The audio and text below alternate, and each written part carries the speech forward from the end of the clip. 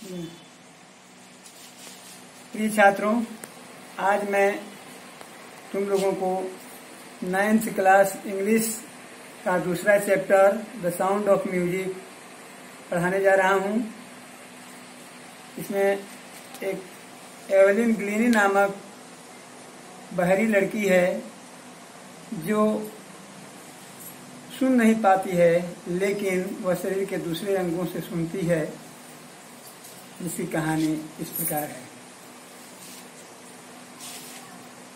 Rush hours crowds jostle for position on the underground train platform. भूमिगत railway platform पर स्थान बनाने के लिए खचाखच भरी भीड़ धक्का मुक्की कर रही थी।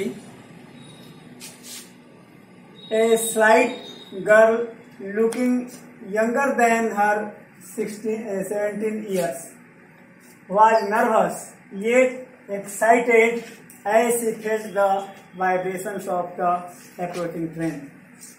एक 17 वर्षीय लड़की जो अपनी उम्र से छोटी हुई जान पड़ती थी, उम्र से कम दिखाई पड़ रही थी, वह उत्तेजित थी, घबराई हुई, उत्तेजित थी, जैसे कि उसने प्लेटफॉर्म पर आती हुई ट्रेन के कंपन को महसूस कर रही थी।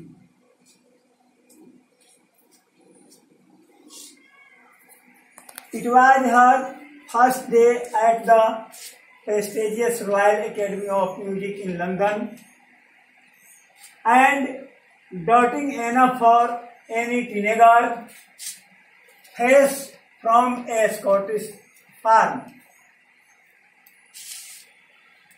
यह उसका लंदन में स्थित संगीत की सम्मानित रॉयल एकेडमी में पहला दिन था और एक स्कॉटलैंड से आई हुई तरुणी के लिए यह बहुत अधिक भयावह था।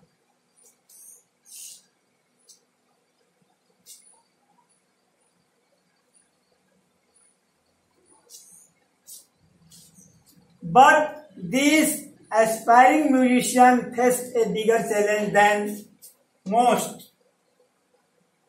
She was profoundly deaf.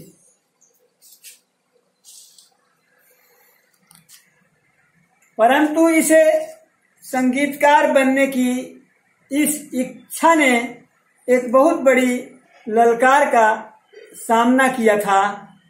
वह गंभीर रूप से बहरी थी। Evelyn Gleanie's loss of hearing has been gradual. Evelyn Glennie का बहरापन धीरे धीरे होता गया।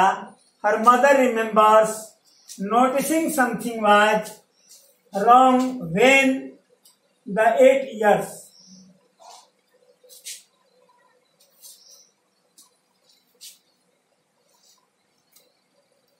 उसकी माँ को याद आता है, वे उसका नाम पुकार रहे थे।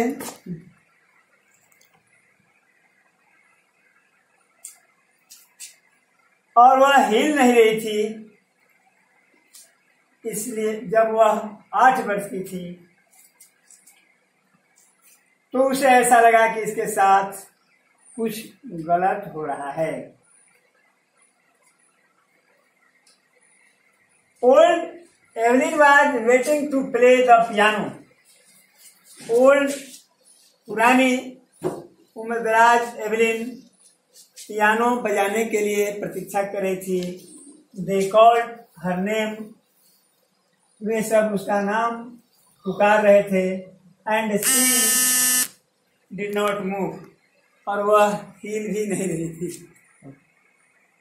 I suddenly realized. मैंने अचानक महसूस किया।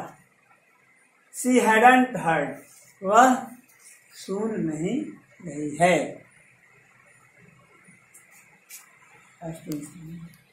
से आइसबेल ग्लीनी, उसकी माँ आइसबेल ग्लीनी यह कहती है। For quite a while Evelyn managed to conceal her growing deafness from friends and teachers. परंतु कुछ दिन तक ग्लीनी ने अपने इस बहरेपन को अपने मित्रों और अपने शिक्षकों से छिपाए रहा।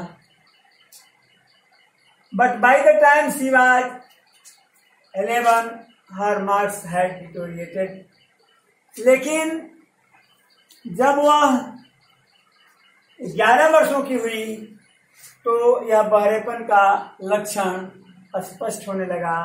And her head mistress urged her parents, और उसकी प्रधान शिक्षिका ने उसके माता पिता से कहा to take her to specialist, कि इसे किसी विशेषज्ञ के पास ले जाया जाए। It was then discovered that her hearing was severely impaired as a result of gradual nerve damage। और तब जाकर के यह पता चला कि सुनने की जो उसकी कौन सी क्षमता नाड़ी है वह धीरे धीरे मंद पड़ती गई और उसको सुनाई पड़ना बंद हो गया। बस।